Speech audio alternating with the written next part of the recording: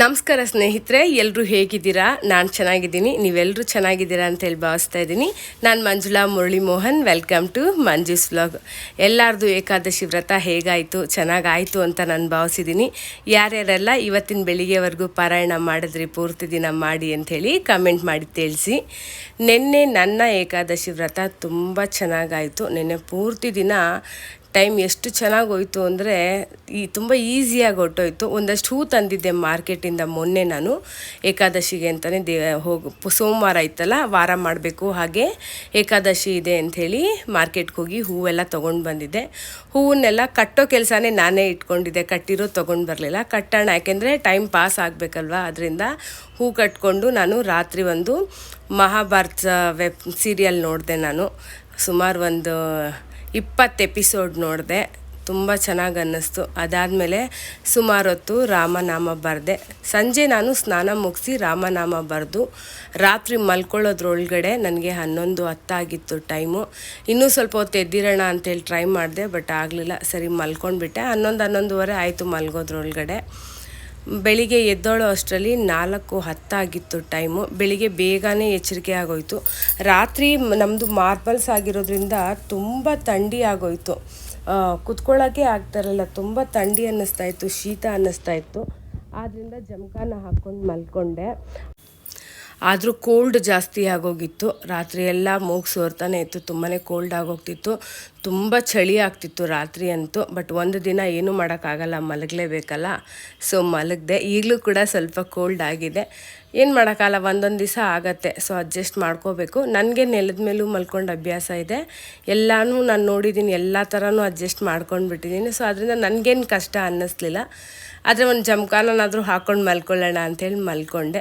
ಬೆಳಿಗ್ಗೆ ಬೇಗನೆ ಎಚ್ಚರಿಕೆ ಆಯಿತು. 4:10 ಎಚ್ಚರಿಕೆ ಆಗಿ ತುಂಬಾ ಒಳ್ಳೆಯದಾಯಿತು. ಸರಿ ಬೇಗ ಎದ್ದು ನಾನು ಗ್ಯಾಸ್ ಸ್ಟವಿಗೆಲ್ಲ ಪೂಜೆ ಮಾಡಿಕೊಂಡು, ಶುಕ್ರವಾರ ನಾರ್ಮಲಾಗಿ ಗ್ಯಾಸ್ ಸ್ಟವ್ಗೆಲ್ಲ ಪೂಜೆ ಮಾಡ್ತೀನಿ. ಇವತ್ತು ದೇವ್ರಿಗೆ ನೈವೇದ್ಯ ಮಾಡ್ತಾಯಿದ್ದೀನಲ್ಲ, ಸರಿ ಗ್ಯಾಸ್ ಸ್ಟವ್ಗೆಲ್ಲ ಪೂಜೆ ಮಾಡ್ಕೊಳ್ಳೋಣ ಅಂಥೇಳಿ ಪೂಜೆ ಮಾಡಿದೆ. ಇವತ್ತು ನಾನು ದೇವ್ರಿಗೆ ನೈವೇದ್ಯಕ್ಕೆ ಅನ್ನ, ಸಾರು, ಹಪ್ಪಳ, ಪಾಯಸ, ಪಲ್ಯ, ಆಮೇಲೆ ಬಜ್ಜಿ ಮಾಡಿದ್ದೀನಿ. ಇಷ್ಟು ಐಟಮ್ ಮಾಡಿದ್ದೀನಿ. ಏನೇನು ಮಾಡಿದ್ದೀನಿ ಅಂತ ಯೋಚನೆ ಮಾಡ್ತಿದ್ದೀನಿ, ಏನೇನಪ್ಪ ಮಾಡಿದೆ ಅಂಥೇಳಿ. ಇಷ್ಟು ಐಟಮ್ ಏನಕ್ಕೆ ಮಾಡಿದೆ ಅಂದರೆ, ಇವತ್ತು ಬೇಗ ಎದ್ದಿದ್ದರಿಂದ ಸಮಯ ಇತ್ತು. 7:10 ತನಕ ಟೈಮ್ ಇತ್ತಲ್ಲ, ಸೊ ಅಷ್ಟರೊಳಗಡೆ ದೇವ್ರ ಪೂಜೆ ಎಲ್ಲ ಮಾಡಿಕೊಂಡು ನೈವೇದ್ಯ ಎಲ್ಲ ಮಾಡ್ಕೋಬೋದು ಅಂಥೇಳಿ ನಾನು 7:10ವರೆಗೂ ಮಾಡ್ಕೊಳ್ಳೋಣ ಅಂಥೇಳಿ ಮಾಡಿದೆ. ಬಟ್ 6:30 ಒಳಗಡೆ ಎಲ್ಲ ಅಡುಗೆನೂ ಆಗೋಯಿತು. 6:45ಗೆ ದೇವ್ರ ಪೂಜೆ ಎಲ್ಲ ಮುಗಿಸ್ಬಿಟ್ಟು 6:50ಕ್ಕೆ ಊಟಕ್ಕೆ ಕೂತ್ಕೊಂಡೆ. ಊಟ ಕೂಡ 7 ಗಂಟೆ ಒಳಗಡೆ ನಂದು ಊಟ ಎಲ್ಲ ಆಗೋಯಿತು.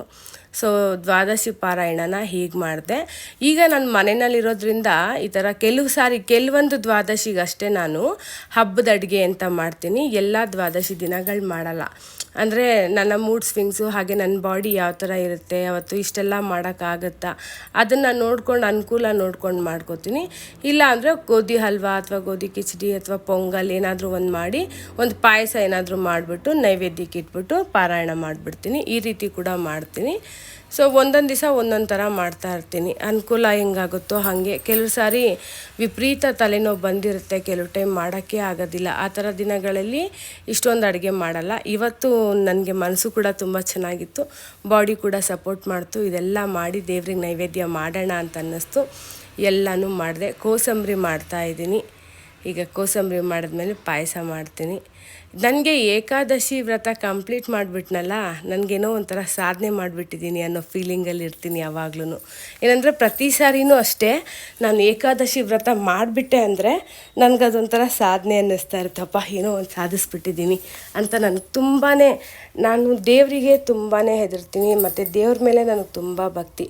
ನಾನು ಬೇರೆ ಯಾರನ್ನೂ ಜನಗಳನ್ನ ಅಷ್ಟೊಂದು ನಂಬಕ್ಕೆ ಹೋಗಲ್ಲ, ಯಾರಿಗೂ ನನ್ನ ಮನಸ್ಸಿನ ಮಾತುಗಳನ್ನ ಹೇಳಲ್ಲ. ನಂಬಕ್ಕೆ ಹೋಗಲ್ಲ ಅಂದರೆ, ನಾನು ಈಗಾಗಲೇ ತುಂಬ ಜನ ನಂಬಿದ್ದೀನಿ.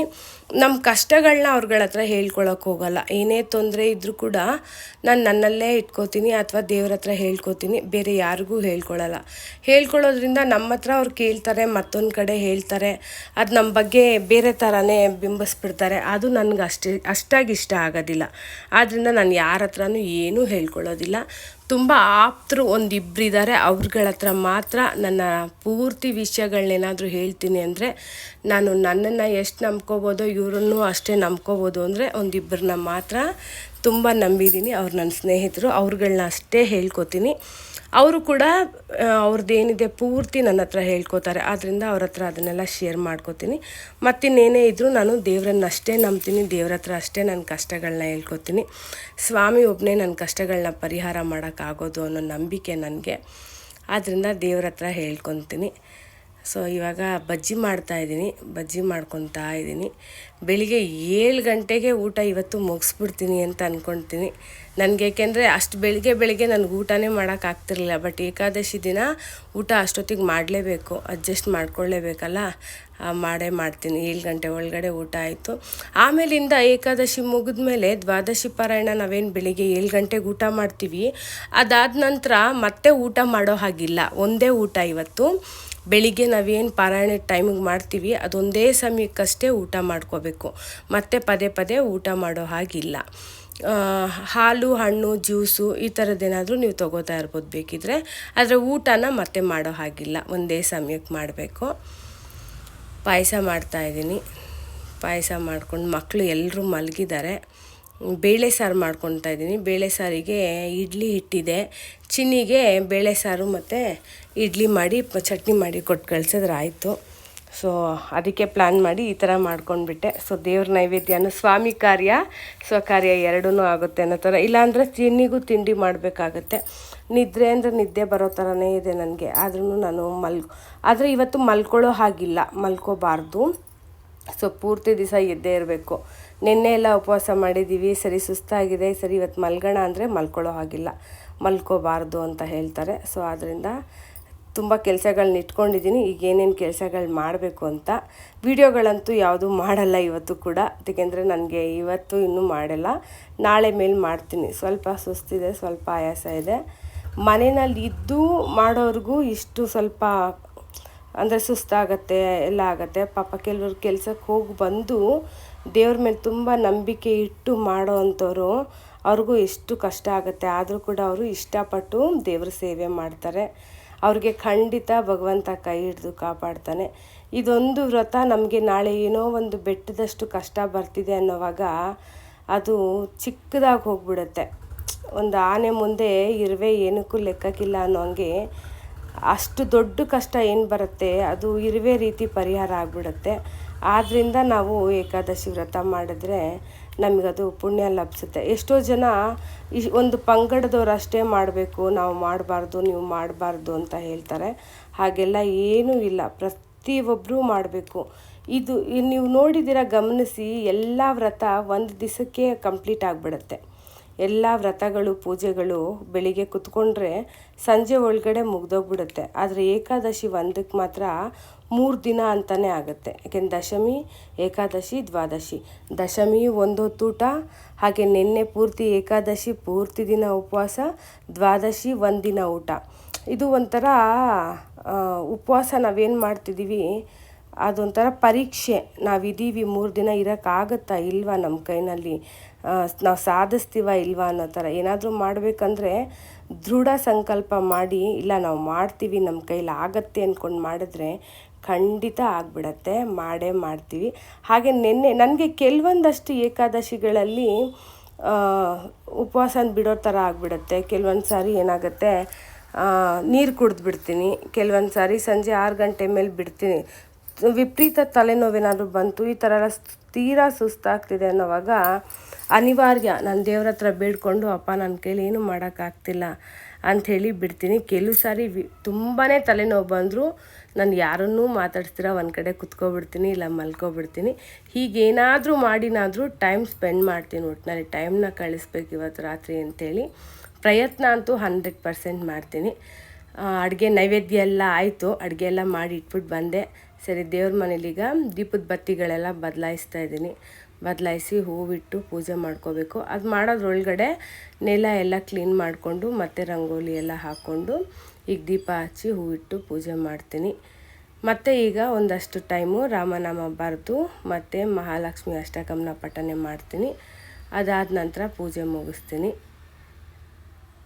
ತುಳಸಿ ಹಾರ ಹಾಕ್ತಾಯಿದ್ದೀನಿ. ನಿನ್ನೆ ನನಗೊಬ್ರು ಕಮೆಂಟ್ ಮಾಡಿದರು, ದೇವ್ರಿಗೆ ನೀವು ತಲೆ ಮೇಲೆ ಹೂವು ಇಟ್ಟಿಲ್ಲ ಅಂಥೇಳಿ ಕ್ಷಮಿಸಿ. ನಾನು ಯಾವಾಗೂ ಇಡ್ತೀನಿ. ನೆನ್ನೆಗೆ ಅರ್ಜೆಂಟಿಗೆ ನಾನು ಇಡೋದು ಮರ್ತೋದೆ. ಹೂವಿತ್ತು, ಬಟ್ ಅದು ನನಗೆ ನೆನಪಾಗಿಲ್ಲ. ಬೇಗ ಪೂಜೆ ಆಗಬೇಕಲ್ವ ಬೆಳಿಗ್ಗಿನ ಜಾವ ಅಂಥೇಳಿ ಬೇಗ ಪೂಜೆ ಮಾಡ್ತಾಯಿದ್ದೆ. ಆದ್ದರಿಂದ ಮರ್ತೆ. ಇವತ್ತು ಇಟ್ಟಿದ್ದೀನಿ. ಹಾಗೆ ಇವತ್ತು ರಾಘವೇಂದ್ರ ಸ್ವಾಮಿಗೂ ಕೂಡ ಹೂ ಇಡೋದು ಮರ್ತೋದೆ. ಅದನ್ನು ನಾನು ಏಕಾದಶಿನೇ ಅಂದ್ಕೊಂಡ್ಬಿಟ್ಟಿದ್ದೀನಿ. ಅದೇ ಭ್ರಮೆನಲ್ಲೇ ಇದ್ದೆ, ದ್ವಾದಶಿ ಅನ್ನೋದು ಮರ್ತೋಯ್ತು. ತುಳಸಿ ಮಾತ್ರ ಇಟ್ಟಿದ್ದೀನಿ ಇವತ್ತು. ಹಾಗೆ ಕೆಲವರು ಕಮೆಂಟ್ ಮಾಡಿದರು ನನಗೆ, ಇನ್ಸ್ಟಾಗ್ರಾಮಲ್ಲಿ DM ಮಾಡಿದರು, ರಾಘವೇಂದ್ರ ಸ್ವಾಮಿಗೆ ಕುಂಕುಮ ಇಡಬಾರ್ದು ಅಂಥೇಳಿ. ಕ್ಷಮಿಸಿ, ಅದು ನನಗೆ ಗೊತ್ತಿರಲಿಲ್ಲ. ನಾನು ರಾಘವೇಂದ್ರ ಸ್ವಾಮಿನ ಆರಾಧನೆ ಮಾಡ್ತಾ ಇರಲಿಲ್ಲ. ನನಗೆ ಅಷ್ಟು ನಾಲೆಜ್ ಇರಲಿಲ್ಲ. ನಾನು ಲಾಸ್ಟ್ ಇಯರ್ ಬಂದು ಮಂತ್ರಾಲಯಕ್ಕೆ ಹೋಗಿದ್ದೆ. ಅಲ್ಲಿಂದ ಬಂದು ಸ್ವಾಮಿ ಫೋಟೋ ನಂಗೆ ತುಂಬ ಇಷ್ಟ ಆಯಿತು, ತೊಗೊಂಡು ಬಂದೆ. ನಾರ್ಮಲಾಗಿ ಎಲ್ಲ ದೇವ್ರನ್ನ ಹೇಗೆ ಪೂಜೆ ಮಾಡ್ತೀನೋ ಹಾಗೇ ನಾನು ರಾಯರನ್ನು ಕೂಡ ಪೂಜೆ ಮಾಡ್ತಾಯಿದ್ದೀನಿ. ನೀವು ಆ ಕಮೆಂಟ್ ಹೇಳಿದಾಗಿಂದ ನಾನು ಕುಂಕುಮ ಇಡ್ತಾ ಇಲ್ಲ, ಬರೀ ಗಂಧ ಅಷ್ಟೇ ಇಟ್ಟು ತುಳಸಿ ಇಡ್ತಾಯಿದ್ದೀನಿ ಏಕಾದಶಿ ದಿನ. ಇವತ್ತು ಹೂ ಇಡೋದು ಮರ್ತೆ. ಬೇಗ ಪೂಜೆ ಆಗಬೇಕಿತ್ತು ಅಂಥೇಳಿ ನಾನು ಅದು ಮರ್ತೋದೆ. ಬಟ್ ತುಳಸಿ ಇಟ್ಟಿದ್ದೀನಿ, ಪೂಜೆ ಮಾಡ್ಕೋತಾ ಇದ್ದೀನಿ. ಪೂಜೆ ಎಲ್ಲ ಆಯ್ತಾ ಬಂತು. ಬೆಳಿಗ್ಗೆ ಬೇಗನೆ ಪೂಜೆ, ಏಕೆಂದರೆ ಆ ಟೈಮ್ ಕ್ರಾಸ್ ಆಗೋಗಿದ್ರೆ ಮಾಡಿದ್ರೆ ಪ್ರಯೋಜನ ಬರಲ್ವೇನೋ, ಅಷ್ಟು ಬೇಗ ಪೂಜೆ ಮುಗಿಸ್ಬೇಕು ಅನ್ನೋದ್ರೊಳಗಡೆ ನಾನು ಬೇಗ ಮಾಡ್ಕೋತಾ ಇದ್ದೆ. ಆದ್ದರಿಂದ ಅಷ್ಟು ಗಮನ ಹರಿಸ್ಲಿಲ್ಲ. ನಾನು ಮಂಗಳಾರತಿ ಮಾಡ್ಕೊತಾ ಇದ್ದೀನಿ. ಇವತ್ತು ಮಧ್ಯಾಹ್ನ ಮಾತ್ರ ಯಾವುದೇ ಕಾರಣಕ್ಕೂ ಮಲಗಬೇಡಿ, ಮತ್ತೆ ಊಟನೂ ಮಾಡಬೇಡಿ, ಆಯಿತಾ? ಇವಾಗ ಪೂಜೆ ಎಲ್ಲ ಆಯಿತು. ನೈವೇದ್ಯ ಮಾಡಿದ್ದೀನಿ. ನೈವೇದ್ಯನೆಲ್ಲ ದೇವ್ರ ಮುಂದೆ ಇಟ್ಟು ನಾನು ಊಟ ಮಾಡಬೇಕು. ನೋಡಿ, ನೈವೇದ್ಯ ಎಲ್ಲ ಇಟ್ಟಿದ್ದೀನಿ. ಸಮಾಧಾನ ಅನ್ನಿಸ್ತು, ತುಂಬ ಖುಷಿ ಆಗ್ತಿದೆ. ಫೈನಲಿ ಒಂದು ಏಕಾದಶಿ ಮುಗಿಸ್ದೆ. ಮತ್ತಿನ್ನೊಂದು ಏಕಾದಶಿಗೆ ಮತ್ತೆ ವೆಯ್ಟ್ ಮಾಡ್ತೀನಿ. ನೋಡಿ, ನೈವೇದ್ಯ ಈ ಥರ ಮಾಡಿದ್ದೀನಿ. ವಿಡಿಯೋ ನಿಮಗೆಲ್ಲ ಇಷ್ಟ ಆಗಿದೆ ಅಂತ ಹೇಳಿ ಭಾವಿಸ್ತಾ ಇದ್ದೀನಿ. ಇಲ್ಲೇನಾದರೂ ನಾನು ಈಗೀಗ ಮಾಡ್ತಾ ಇರೋದು ವಿಡಿಯೋ ಅಲ್ಲಲ್ಲಿ ಏನಾದರೂ ಮಿಸ್ಟೇಕ್ಸ್ ಆಗುತ್ತೆ, ಮತ್ತು ಹಿಂದೆ ಮುಂದೆ ಆಗುತ್ತೆ ಮಾತುಗಳು. ಏನಾದರೂ ತಪ್ಪಾದರೆ ದಯವಿಟ್ಟು ಕ್ಷಮೆ ಇರಲಿ. ಪೂಜೆ ಎಲ್ಲ ಮುಗೀತು. ದಶಮಿ ಸಂಜೆಯಿಂದ ಇಲ್ಲಿವರೆಗೂ ನಾನು ನೀರನ್ನೇ ಆಗಲಿ ಏನನ್ನೂ ಸೇವಿಸಿರಲಿಲ್ಲ. ಈಗ ತೀರ್ಥ ತೊಗೋತಾ ಇದ್ದೀನಿ. ಈಗ ಪ್ರಸಾದ ತೊಗೋಬೇಕು. ಈ ವಿಡಿಯೋ ನಿಮಗೆಲ್ಲ ಯೂಸ್ಫುಲ್ ಆಗಿದೆ ಅಂತ ಹೇಳಿ ಭಾವಿಸ್ತಾ ಇದ್ದೀನಿ. ವಿಡಿಯೋ ಯೂಸ್ಫುಲ್ ಆಗಿದ್ರೆ ಲೈಕ್ ಮಾಡಿ, ಕಮೆಂಟ್ ಮಾಡಿ, ನಿಮ್ಮ ಅಭಿಪ್ರಾಯ ತಿಳಿಸಿ. ದಯವಿಟ್ಟು ಸಬ್ಸ್ಕ್ರೈಬ್ ಮಾಡಿಕೊಂಡು ಸಪೋರ್ಟ್ ಮಾಡಿ. Thank you so much for watching.